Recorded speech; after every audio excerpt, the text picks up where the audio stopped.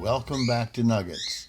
I'm Lee Earl, and in the background, you will hear the birds. They're not mine, but I have to put up with them. I hope you will too.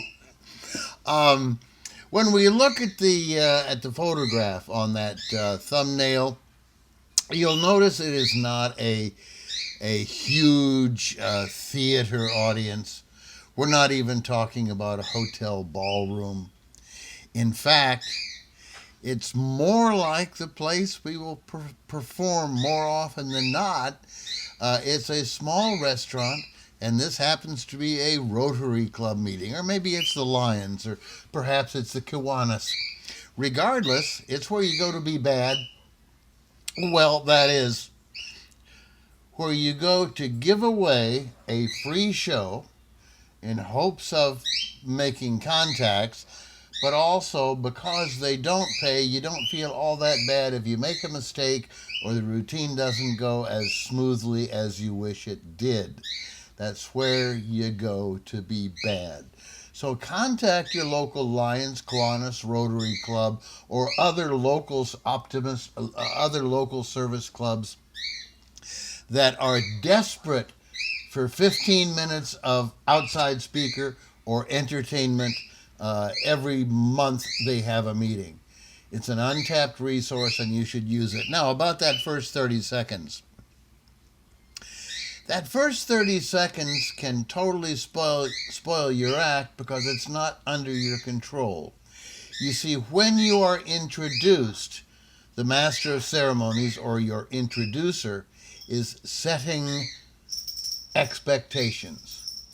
But quite often, almost always, these guys are total amateurs, and someone in the club or the club president himself says, okay, I got to introduce this guy. I got to say a few words. And the chances are he's going to be inaccurate. He may mispronounce your name. My name gets pronounced as Lee Early quite often, so I have to explain it's Lee Earl. We'll cover that in a second. Or he could start telling his own jokes, or ad-libbing, or giving your biography instead of inviting the audience in. And I cure all of that, where did it go?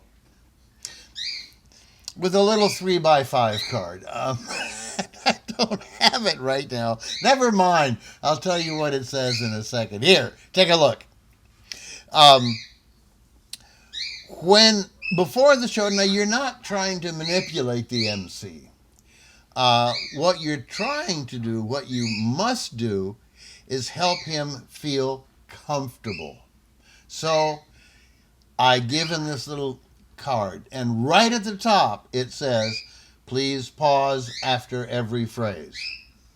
Then we have the first line. If you've ever wondered about the powers within your own mind, then the next line, our next performer will provide opportunities for you to discover them for yourself. And the final important line, ladies and gentlemen, Lee Earl. That's the last words that should come out of his mouth before I hit the stage running. So the first thing you do is you give that gentleman the card and say, now, would you do a favor for me, please? Just read it aloud. I'd like to hear how it will be delivered. Well, actually, when you give it to him, let me make your job easier. You're probably wondering what to say. Here's the card. Then he reads it aloud. Make sure you have no mispronunciations. Make sure he's putting the pauses, and then praise him. Perfect, you've got it. Do it that way for the audience, and we'll be off to a good start. Thank you very much. Now,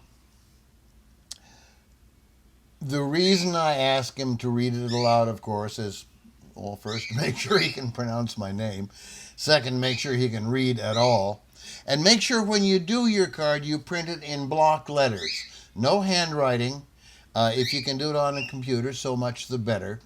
But a 3x5 or even a 4x6 card with that information alone on there. That will go a long way toward making his job easier, which in turn will make your performance also more easily welcomed by the audience. That's all. I'm Lee Earl. Come on back for the next episode.